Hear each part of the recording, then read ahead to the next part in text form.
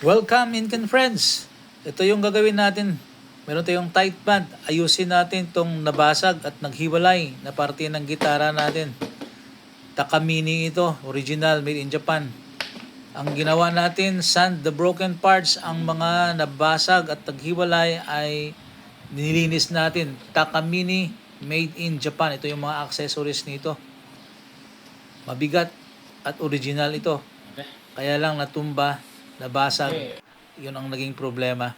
So, nag-order tayo ng tight band. Sa ating review, ang tight band ay napakadikit. Sinabi dito na tight band is stronger than wood. So, titingnan natin ang performance nito. So, apply the tight band thoroughly sa nabasag na bahagi ng ating gitara. Isiksik natin yan sa mga bahagi na naghiwalay para madaanan ito ng ating tight band. Yan. Next, dito naman tayo sa neck part. Titingnan natin. Na-repair na ito once, kaya lang hindi gumana yung ginamit nila. Yung new nail na brand. I don't know kung anong brand. New nail yung ginamit. Akala madikit.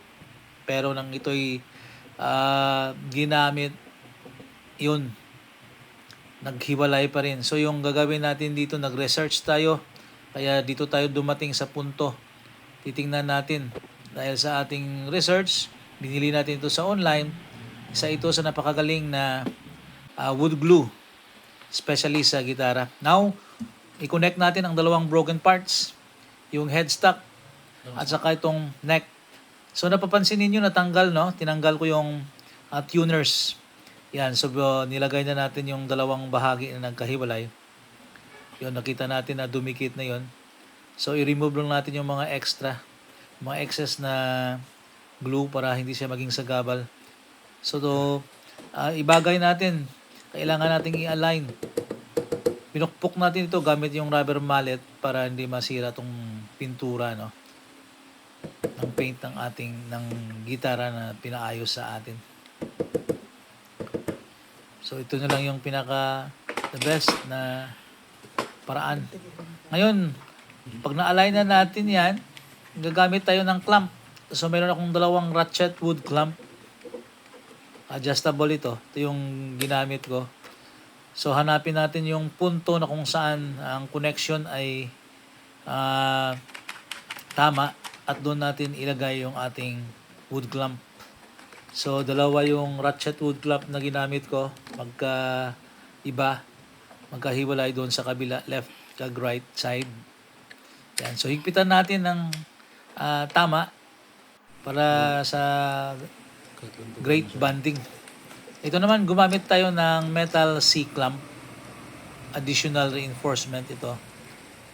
Para hindi masayang yung ating effort sa pag-repair nito.